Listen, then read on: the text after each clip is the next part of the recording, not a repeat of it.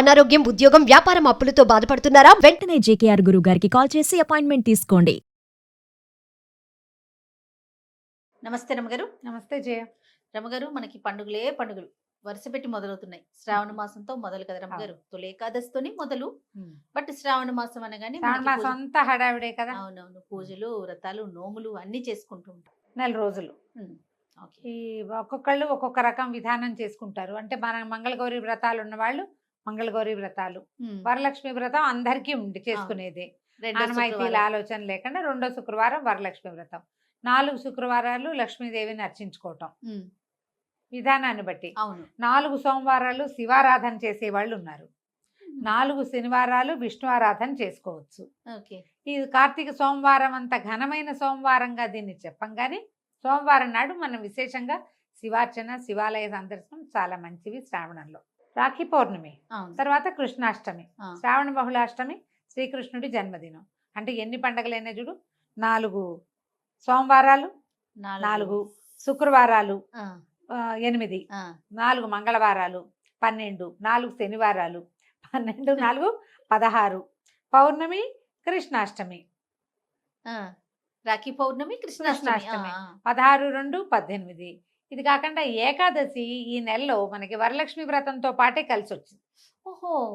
ఆ. ఏకాదశి కూడా మన 2 ఏకాదశులు విశేషంగా చెప్పుకోవాలి కదా. అవునవును. ఇవి కాకుండా పర్వదినాలు 2 ఏకాదశులు అనుకో, రెండిట్లలో ఒకటి కలిసిపోయింది. అయినా ఒక ఏకాదశి, తర్వాత ఒక సంకటహార చతుర్థి, ఒక మాస శివరాత్రి, ఎన్నైనాయి ఇంచుమించుగా నెలంతా పర్వదినాలే. ఉమ్, ఏదో ఒక రకమైన పండుగ వాతావరణమే ఉంటుంది. ఓకే.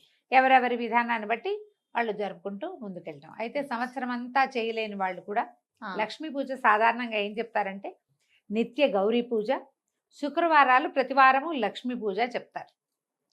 కొంతమంది ఏం చేస్తారు, మంగళవారాలు గౌరీ పూజ చేసి మిగిలిన వారం అంతా లక్ష్మీ పూజ చేసుకుంటారు. అసలు కొంతమంది అది కూడా ఏం చేయలేరు, ఏదో దీపం పెట్టుకుంటారు. అలాంటి వాళ్ళు ప్రత్యేకంగా లక్ష్మీ పూజ జరుపుకోవటానికి ఇప్పుడు ఈ సంవత్సరం ఈ మాసం మనకి ఉపయోగపడుతుంది. ఉమ్, లక్ష్మణంగానే సాధారణంగా లక్ష్మీదేవి అంటే డబ్బులు అని ఒక పాయింట్ రైజ్ అవుతూ ఉంటుంది. అవునండి. మనకు తెలుసు లక్ష్మి అంటే డబ్బు అని తీసుకోకూడదు. లక్ష్మి అంటే అంటే ఇంగ్లీష్లో అబండెన్స్ ఉమ్, అంటే పరిపూర్ణత కలిగి ఉండటం, మిక్కిలి కలిగి ఉండటం, ఎక్కువ ఉండటం, సమృద్ధి.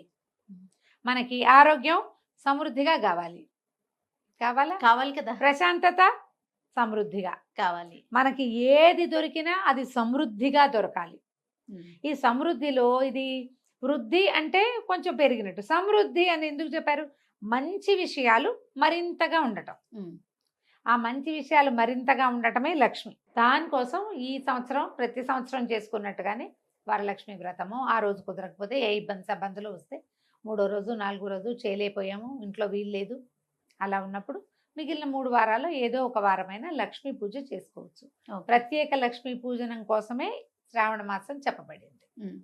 ఇంకా పూజకి సంబంధించి మనం ఎలా సన్నద్ధం కావాలి రమ్మగారు? శ్రావణ మాసానికి సంబంధించి అన్ని రెడీ చేసుకోవటం, దేవుని పటాలు రెడీ చేసుకోవటం, పూజ మందిరాన్ని రెడీ చేసుకోవటం, ఇవన్నీ కూడా ఎప్పటి నుంచి మొదలు పెట్టమంటారు? అమావాస్య నాడు శుభ్రం చేసుకుంటే మంచిది.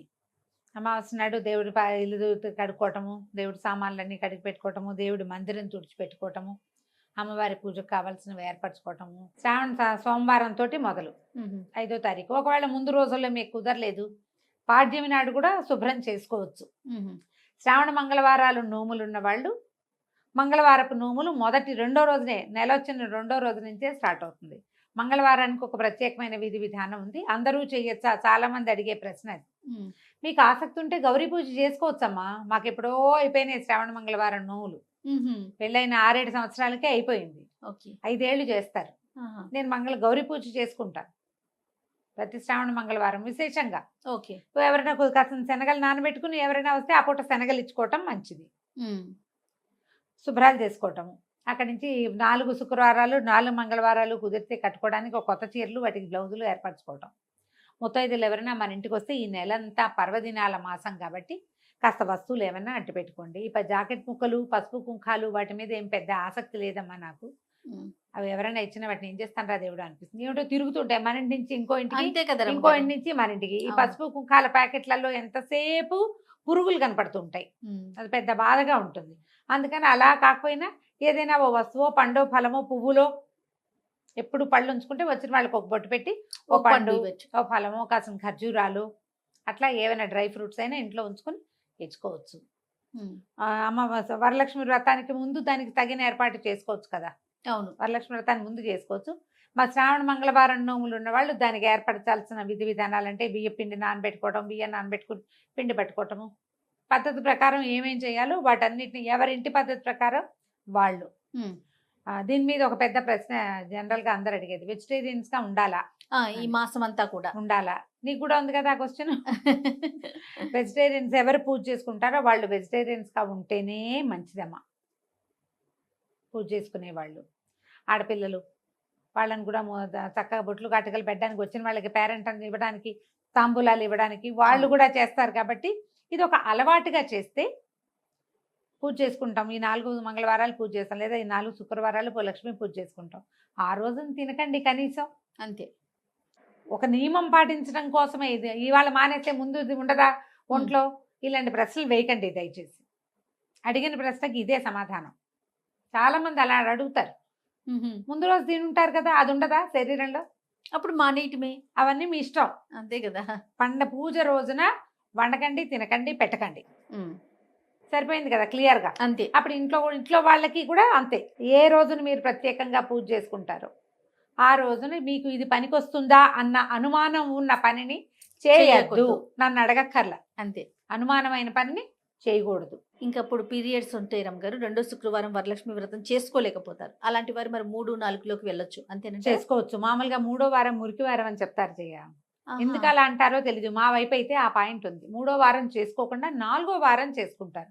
కాకపోతే ఏంటంటే వరలక్ష్మి కథలో మనకి ప్రత్యేకంగా ఏం చెప్పారు, పౌర్ణమికి ముందొచ్చే శుక్రవారము అని ఖచ్చితంగా చెప్పబడింది. అవును, ఖచ్చితంగా చెప్పబడింది. ఆ రోజు వైశిష్ట్యం వేరుంటుంది. అవకాశం ఉంటే ఆ రోజునే చేసుకోండి. మీకు ఈ తప్పించుకోలేని స్థితి ఉందనుకో అప్పుడు చేయగలిగేదేం లేదు. అలా కాకుండా 2వ వారం వద్దనుకున్నానండి, నేను 4వ వారం చేసుకుంటానండి అనకూడదు.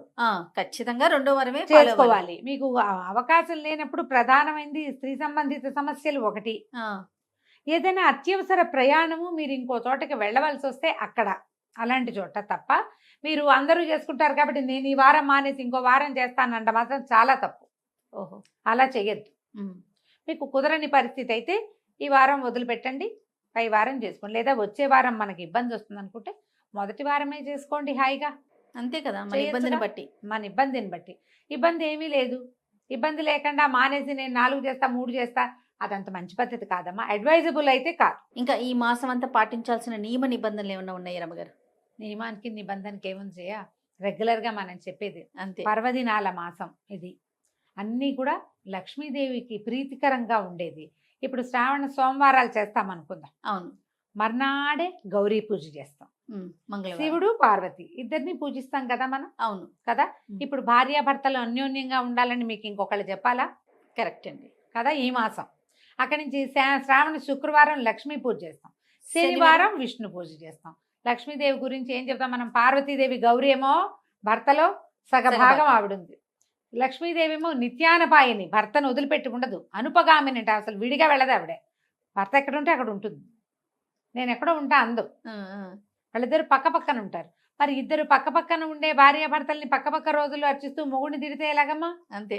తిట్టకూడదు కదా. భార్యాభర్తలు కొట్లాడుకోకండి. ఓకే. తగాదాలు వచ్చే ఏ పనులకి దారి తీయద్దు. ఎంత కలిగితే అంతే పూజమా, ఘనత కాదు కావాల్సింది. ఈ పండగ ఈ పర్వదినాల్లో నేను ఎంత బాగా పెట్టాను, ఎంత పూజ చేశాను, ఎంతమందికి వాయినాలు ఇచ్చాను, ఎంత పెద్ద పెద్దగా తాంబూలాలు ఇచ్చాను కాదు, ఎంత శ్రద్ధగా పూజ చేసుకున్నాను. కాస్త పాయసమే చేస్తాం, 1/2 కేజీ శనగలే నానబెడతావు. ఎంత శక్తి ఉంటే అంతే చెయ్యి, శ్రద్ధగా భక్తితోటి చేయటం. ఓకే. ఈ రోజుల్లో శ్రావణంలో భర్తతోటి అక్షింతలు వేయించుకోవాలని చెప్తారు చేయ బాగా. ఇవే ఒకటే కదా స్త్రీల వ్రతాలు చేసే నెల ఇది. అవునవును. మిగిలిన ఇప్పుడు కార్తీకం చూడు అందరిదీను, మార్గశీరం అందరిదీను, మాఘం అందరిది. ఇది ఆడవాళ్లే చేసుకునేది కదా. మంగళవారమో శుక్రవారమో మీరు పూజ చేసుకుంటే సాయంకాలం భర్త చేతికి అక్షింతలు ఇచ్చి దండం పెట్టి అక్షింతలు వేయించుకోండి. పతి పరమేశ్వర్ హోతా హై అనుకోవాలన్నమాట.